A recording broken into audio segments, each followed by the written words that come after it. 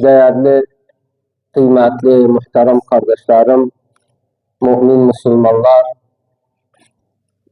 çok uzun bildiği üzere bu geçenki günde Kerkük'ün semasından, Kerkük'ün göğünden, asmanından bir yıldız söndü. Bir parlak yıldız söndü. Bir mübarek yıldız söndü. O yıldız bizleri aydınlatmış idi. O yıldız bizleri Allah'a tanıttı. O yıldız bizleri özü bizi bu yola getirdi.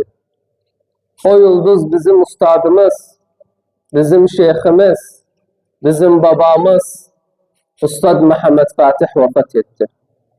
Allah ya Rabbi affetsin özünü. Allah ya Rabbi affetsin özünü. Allah ya Rabbi ettiği işleri, amelleri, muhazaraları, hutbaları türbede öcüne getirsin ya Rabbel Alemin. Ya Rabbi bizim bu ustadımızın türbesini Ravdan-ı Riyad-ı Cennet eyle ya Allah.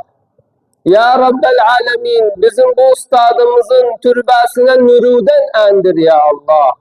Ya Rabbel Alemin bizim bu ustadımızı yalnız koyma o yerde ya Allah. Ya Rabbel Alemin peygamberlerden, enbiyelerden, şehitlerden, salihlerden haşreyle özün ya Allah. Ya Rabbel Alemin bizi seni özü tanıttı ya Allah. Bizi dini özü öğretti ya Allah. Ya Rabbel Alemin gittiği yerden utandırmayasan özün ya Allah. Dostlarına, ahbabına, ehlatına, evine, uşağına sabırlık ver ya Allah. İşte muhterem kardeşlerim, bu da hayat. Gelesen, uşak kurasan, işleyesen, vazifeli olasan, uşakları büyük edesen, ondan sonra kullu nefsin zâikatul mevt. Nece indi ben bu suyun dadını almam. Nece bir yemek yendek yemeğin dadını aldık dedik. Allah bu yemek ne hoştu. Bu çabab ne hoştu. Bu et bu tavuk ne hoştu. Bir gün geli o ölümün de dadını alasız Allah buyuruyor Kur'an'da. Kullu nefsin zâikatul mevt. Ve innemâ tuvaffavne ucûrakum yevmel kıyâmeh. فَمَنْ زُحْزِحَ عَنِ النَّارِ وَاُدْخِلَ الْجَنَّةَ فَقَدْ فَازْ. Ve bu hayat nedir ya Rabbel Alemin? Çiyaşırık içinde. Bir وَمَا الْحَيَاةُ الدُّنْيَا إِلَّا مَتَاعُ الْغُرُورِ. اِعْلَمُوا أَنَّمَا الْحَيَاةُ الدُّنْيَا لَعِبٌ وَلَهْوٌ وَزِينَةٌ وَتَفَاخُرٌ بَيْنَكُمْ وَتَكَاثُرٌ فِي الْأَمْوَالِ وَالْأَوْلَادِ. Bu da hayatımız. Çibeler işimizden, dilimizden, elimizden tutmuş vazını. Allah da bize diri vel ahiretu hayrun ve ebqa. Ve ilallahil masir. Masiru haradı. 100 yıl sonra. 100 yıl deme. 20 yıl sonra, 30 yıl sonra, 10 yıl sonra senin masiru haradı. Diri ve ilallahil masir. Döneriz bir de Allah subhanahu ve teala yanına.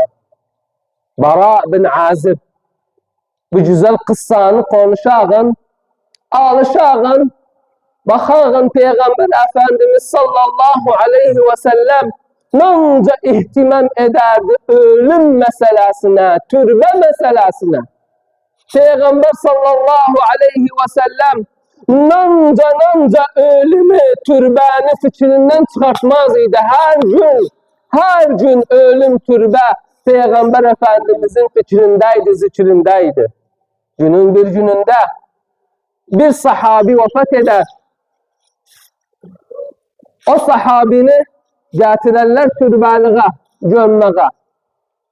Peygamber Efendimiz sallallahu aleyhi ve sellem bir mecmua sahabeyle bu meyyiti getirirler türbeliğe. Bakarlar hala türbe kazılıp ama bitmeyip.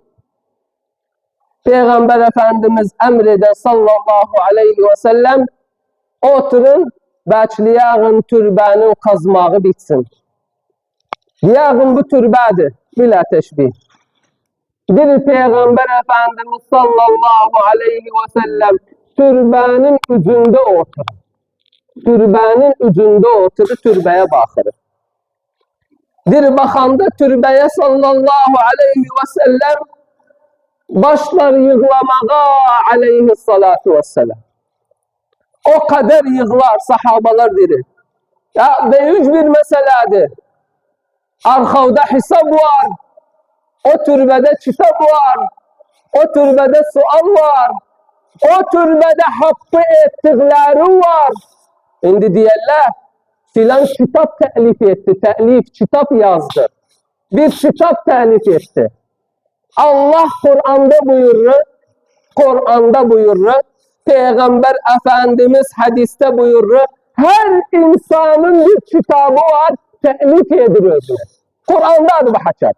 Benim bir kitabım var, senin bir kitabın var, telif etsen özüne. O kitabı indi yazırsan, senin bir kitabın var. Onun her Müslümanın bir kitabı var. Kıyamet günü o kitabı buradaki katibler, müellifler neyden kitabı telif ederler, neyden? Kalemle, tamam yoksa yok. Kalemle kalemcekten kitap telif eder.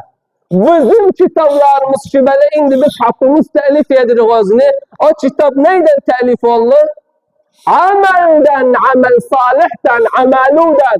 Yaptığı amelden o kitap telif olur. Ne yapırsan?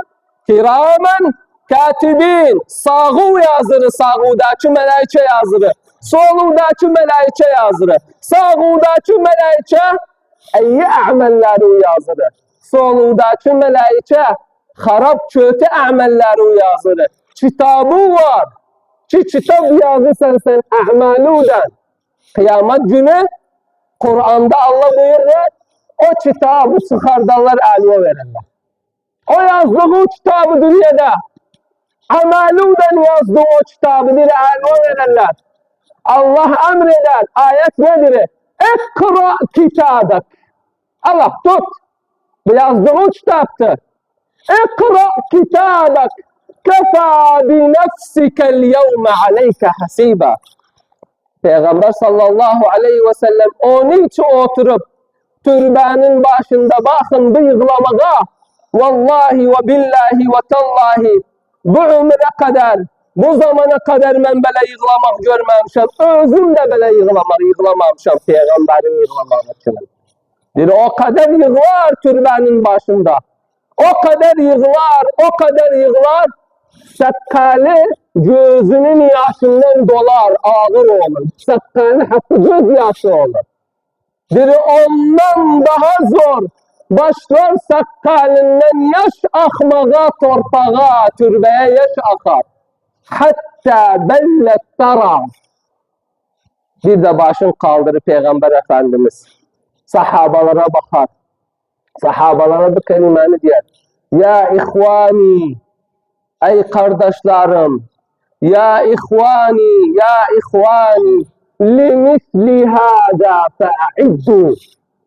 Bugün için, bu türbenin günü için, türbenin karanlığı için, türbenin azabı için özünüzü hazırlayın.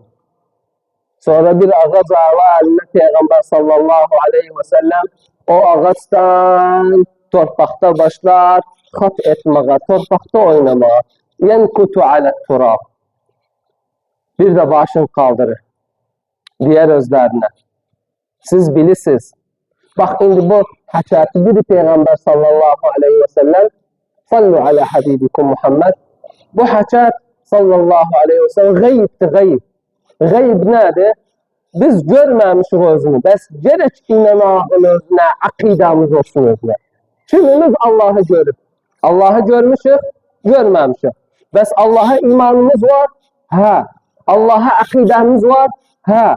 Bu hakikatler de Peygamber sallallahu aleyhi ve sellem bu hadiste dirir, gerek inanağın özüne, aklımız da kabul de etmesi özüne.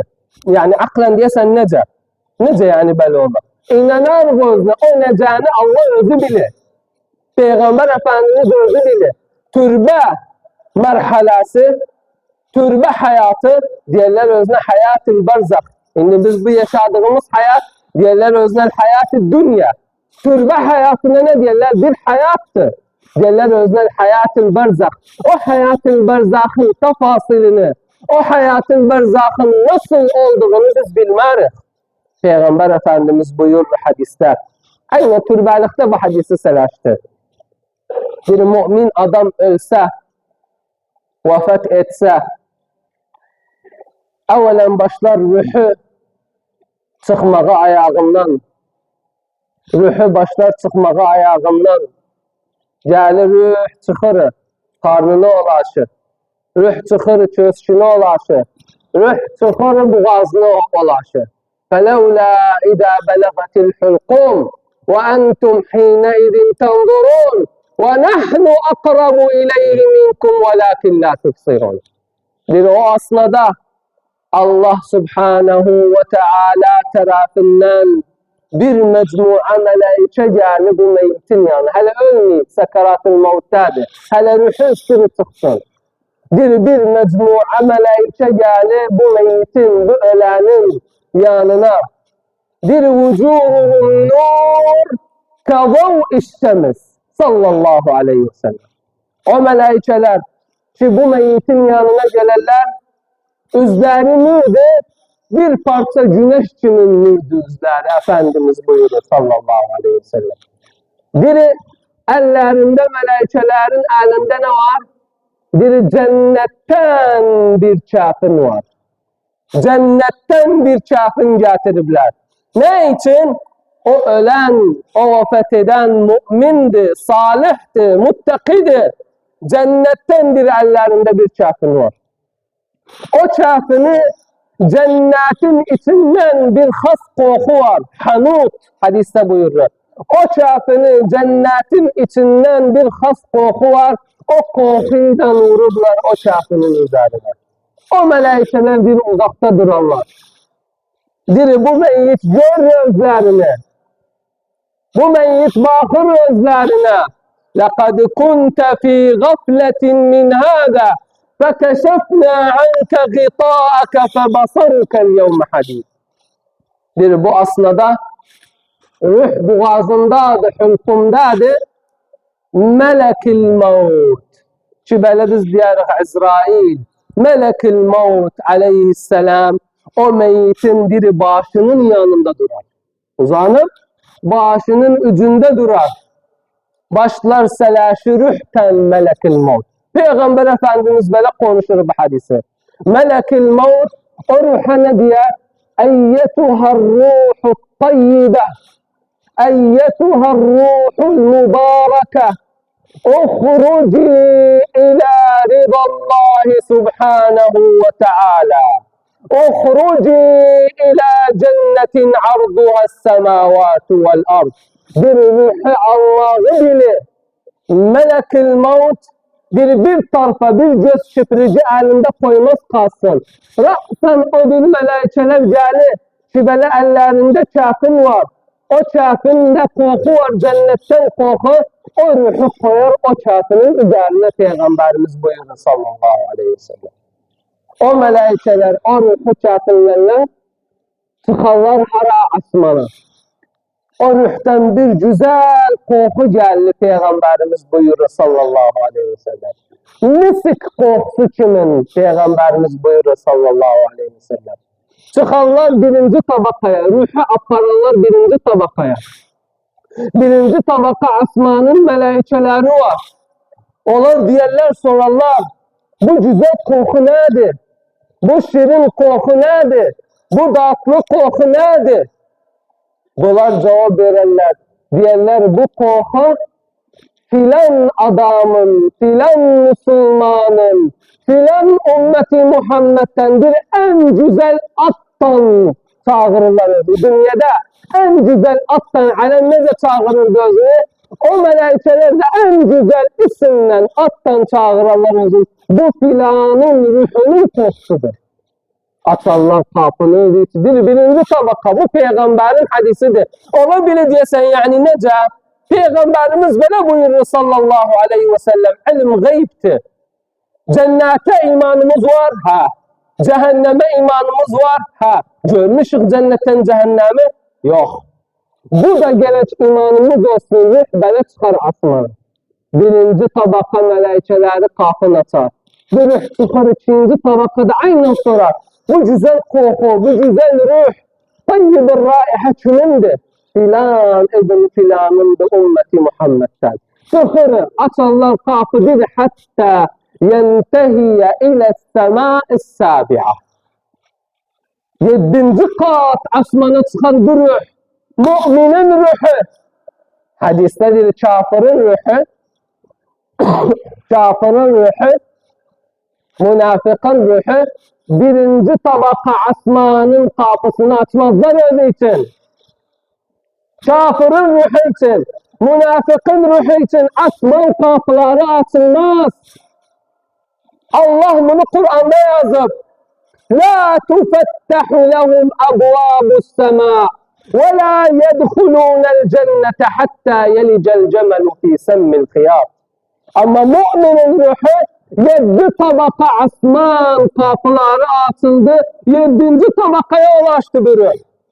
Orada Allah Subhanahu ve Teala emreder. Diyor ben bir ruhun sahabinden razıyam. Ben bir ruhun sahabinden razıyam.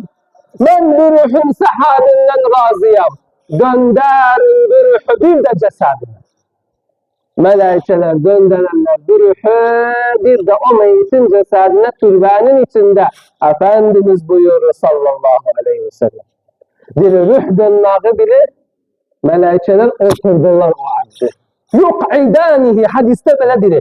Feyuk'idanihi fil kabr. Nece oturayım da o türbede el-haddaşi içinde insan sorarsan. O el-haddaşi içinde nece oturdular özü? Bilmem ben nece oturdular. Bes imanım var. Madem Peygamberdir sallallahu aleyhi ve sellem oturdular özünü oturdular özünü. Şu melaike geldi. Efendimiz buyurur. Munkar ve nekir. فَيَسْأَلَانِهِ عَنْ رَبِّهِ وَيَسْأَلَانِهِ عَنْ نَبِيهِ وَيَسْأَلَانِهِ عَنْ دِينِهِ وَعَنْ كِتَابِهِ وَعَنْ قِبْلَتِهِ. Mümin fasih dilden diğer Allahu Rabbi ve Muhammedun Nebi vel İslamu dini vel Ka'betu kıbleti vel Kur'anu kitabi. Sualı sorarlar özünden cevabı veren Allah Subhanahu ve Teala emreder diğer en sadaka abdi. Abdim doğru söyledi. Abdim türbede iyi cevap verdi. Abdim yanlış cevap vermedi. فَفْرِشُوا لَهُ فِرَاشًا مِنَ الْجَنَّةِ وَاكْسُوهُ مِنَ الْجَنَّةِ وَافْتَحُوا لَهُ بَابًا إِلَى الْجَنَّةِ. Türbenin içinde bir asbab getirenler özü için cennetten. Yapan getirenler özü türbe içindedir.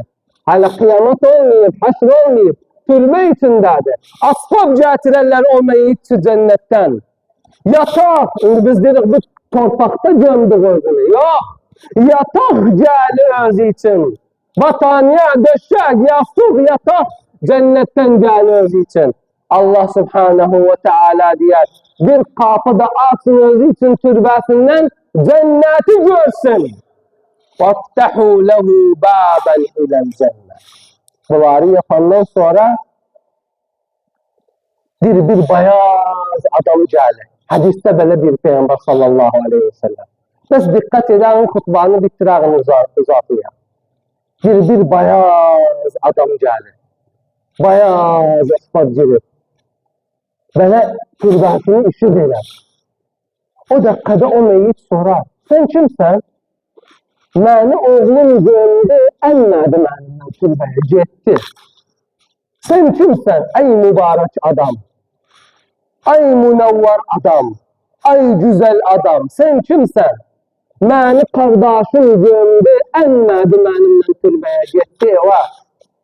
Məni evlədim gördü, əlmədilər mənimlə türbəyə getdilər eva. Məni arvadım gömdü, babam gömdü, nənəm gömdü, kimsə ənmədi mənimlə bu yerə.